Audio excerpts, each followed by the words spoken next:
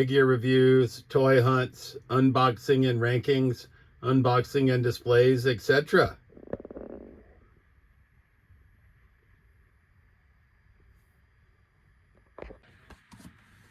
All right, YouTube Trolls Toys back at you with another video. We're coming at you with episode 22 of Random Figure Review. And as always, we're going to have 5 to 6 figures from 5 or 6 different lines that we're going to quickly unbox. We're going to take a peek at them, and then we're going to rank them. We're going to start out with Series 93, WWE Elite Collection, Ricky the Dragon Steamboat. Representing NECA and Ninja Turtles, we're going to have Belly Bomb. Representing Marvel Legends, we're going to have J. Jonah Jameson in action figure form, or J.K. Simmons, right? Representing McFarlane Toys from DC Rebirth, we're going to have Bizarro. And we're going to get a 2-pack. Representing Dungeons and Dragons by Hasbro, we're going to have Vingar and the Dungeon Master. And why not? We'll do a bonus figure today. Representing Masters of the Universe New Eternia, we're going to have Whiplash. So that's going to be the figures that we're going to review in this episode. We're going to unbox them, give them a quick review, and then rank them from our least favorite to our favorite, understanding that we like them all. That's why we purchased them.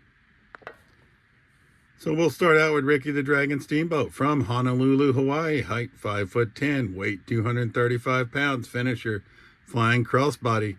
Career highlights: Intercontinental Champion, WCW Television Champion, WWE Hall of Fame inductee. The Dragon defeated Stunning Steve Austin for the WCW Television Championship at Clash of the Champions in 1992. So I believe that's a title he's going to have. Yeah, look at there. Sweet. And I should say, we've had all these figures a while, but I think his price point was $25, and I'm pretty certain we got him from That's Entertainment in Worcester, Massachusetts. It could have also been the Emporium of Retro and Interesting Collectibles in Easton, Massachusetts. My memory's escaping me, but I believe it was that C. And this is the WCW World Television Championship. Sorry for my finger. I got myself in the line of fire with some scissors yesterday. So that's cool. I don't think we have that title represented in our collection.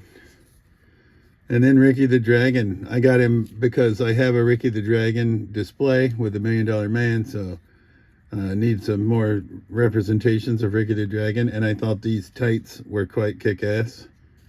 Right? Head sculpt, or I don't know what's going on with the hair.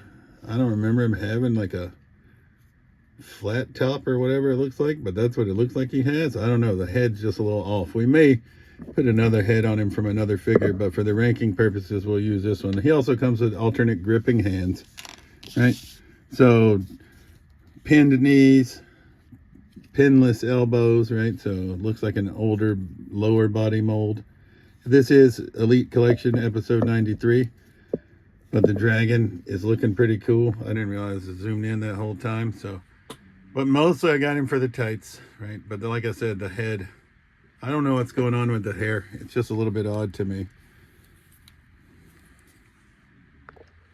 But that's figure number 1, Ricky the Dragon Steamboat. Up next, we're going to go with this Hasbro Dungeons and Dragons 2-pack, Vingar and the Dungeon Master. We got this from a toy show back in, I want to say September. And we got it for $25 for the 2 figures, right? So we'll get this open.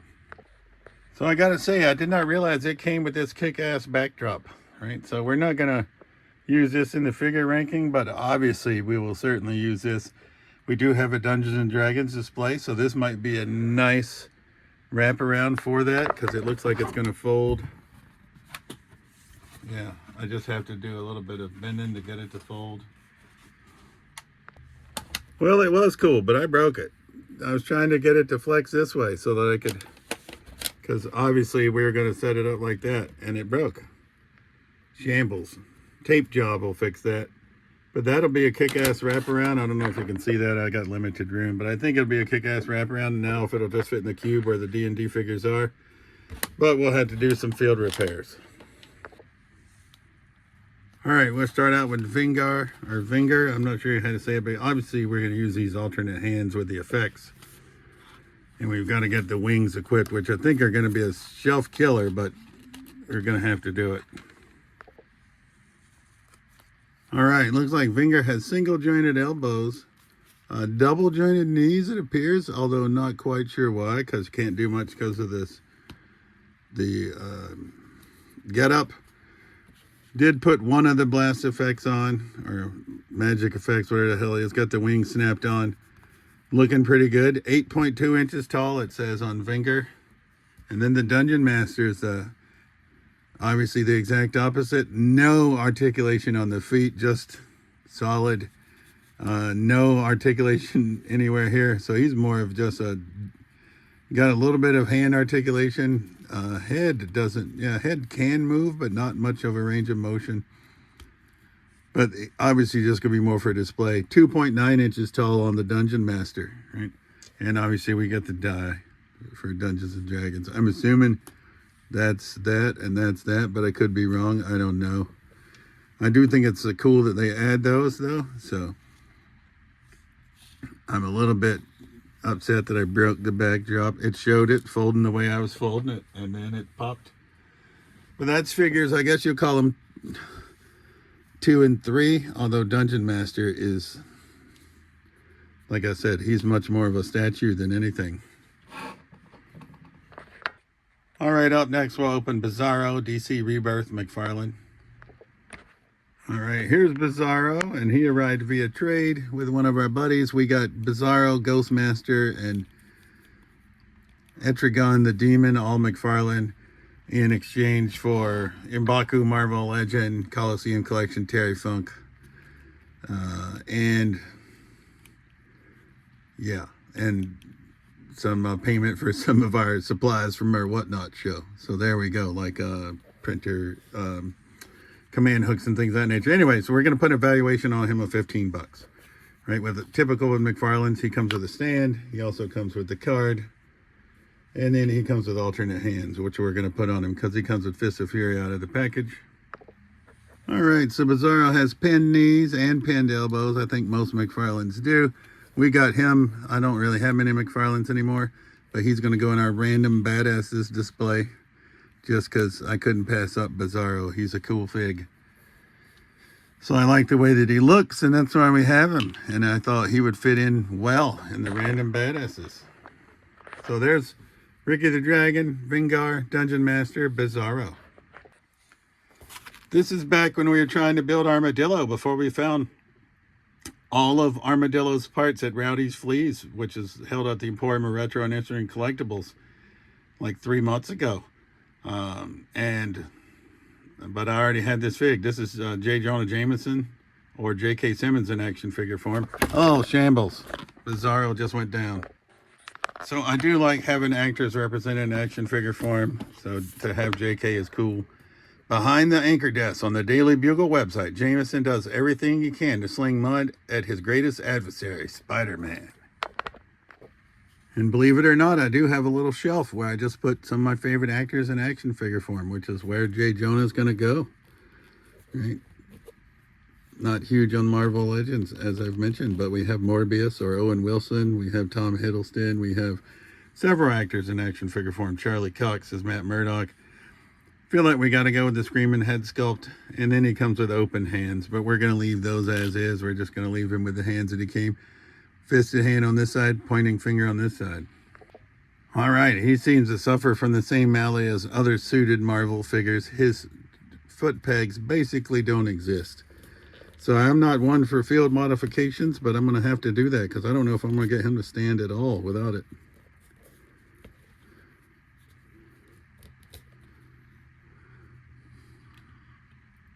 We're just going to put him like that for now. Hope he stays there. J. Jonah Jameson, Spider-Man, Marvel Legends 2021. It's going to be figure number 5, technically. So we have a little bit bigger episode than I thought, because I also have Belly Bomb and Whiplash to go. So we'll go NECA Ninja Turtles, Belly Bomb. We got him from the Northeast Comic Con in a trade with our other booth mate. $15 evaluation on price. Which, if you know, you know. That's like a $35 figure, but we got it for $15.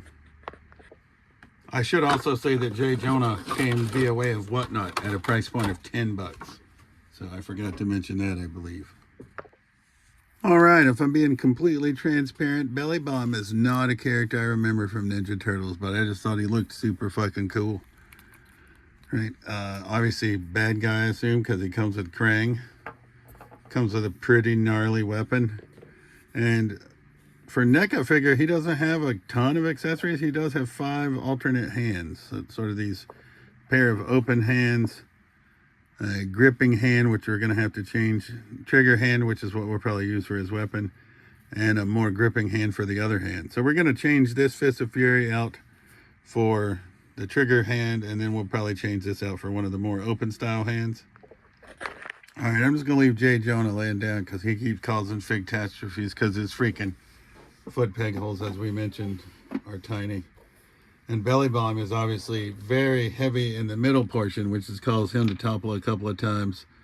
But as far as toyeticness goes, he's a kick-ass fig, right? So, and our table is full. I've done myself a disservice because we have the 2-pack 3, 4, J. Jonah 5, Belly Bomb 6. And I said we were going to do Whiplash, so I guess I should, but I'm running out of room. But figure number 7 is going to be Marvel Masters of the Universe New Eternia Whiplash. We got him using trade credit at That's Entertainment Worcester, and he was $30. So he's going to be the highest price figure out of this wave, or this episode. Whiplash, tail-thrashing warrior, the chaotic cataclysm that shattered New Eternia ripped open a portal to a terrifying dimension known as the Demon Zone, home of the powerful reptilian race, the Caligar, and their leader, Whiplash. The merciless brute conquers New Eternia island by island as he crushes all who stand in his way with the savage power of his thick-hided tail. And like I said, definitely running out of room. 7 figures too much. When you going to learn? I won't. He comes with Fists of Fury. He comes with the tail, which we're going to have to attach. He comes with a torch, which is pretty damn cool. A very large axe, and then a staff or spear, whichever you'd want to call it. Sheer luck, but his helmet is removable. I didn't realize that, but it is. I'm going to use the helmet anyway, but obviously you can take it off if you want. So we've got him with the torch and with the axe for now. And once again, sorry I'm running out of room. It's my fault. I just got a little bit too ambitious. I was late on the video. I was like, hey, I'm going to give them bang for their buck. But now we have a little bit of a fig-catastrophe. All right, so now we're going to rank these from our least favorite to our favorite, understanding that we liked them all. That's why we purchased them. Yep. All right, so we're going to go last place, J. Jonah Jameson, just because Marvel pisses me off that they're suited figures. They don't make them where they can stand. But I guess he is a news reporter. So for the purposes of our video, we're going to put him, I'm just going to sit him in this chair for the time being. All right, so J. Jonah Jameson is going to be 7th place technically. 6th place, I'm going to go Dungeon Master because he has little to no articulation. And that's a poor angle. We're seeing the top of his bald head. But he'll be 6th place. He is cool. He's just going to go on the shelf. 5th place, I'm going to go Vengar. Same reason. He doesn't have quite a great deal of articulation in the legs because of the outfit. And we're going to put him right there because we're running out of room. So we're going to go like this. 7, 6, 5. 4th place is going to be Bizarro. So we're going to actually just put him on the opposite side of J. Jonah for the purpose. All right, there we go. I repositioned. I got too many background figures. I got to give myself more room. 7th, J. Jonah. 6th, Dungeon Master. 5th, Vengar. 4th, Bizarro. That leaves 3. 3rd place, we're going to go flat top Ricky the Dragon Steamboat just because his hair is odd. And 2nd place is going to be tough. Belly Bomb or Whiplash. I think this might be one of the few times that you see me put an honorable mention in. We'll see how it goes. But I'm going to have Belly Bomb in 2nd place. And I'm going to make the winner of this episode. Episode 22, Masters of the Universe, New Eternia Whiplash. He's a big boy. I don't know if I'm going to display him with that tail or not, because I don't know if you can see, but this tail Takes up quite a bit of room. Same thing with Vingar's wings. So I'll have to plan accordingly when I get them onto the shelf. We'll have to do some reconfiguring. But your winner of episode 22, Master Universe New Eternia Whiplash. As always, it's been Trolls Toys. I truly appreciate you watching my videos, and we'll see you soon. Peace.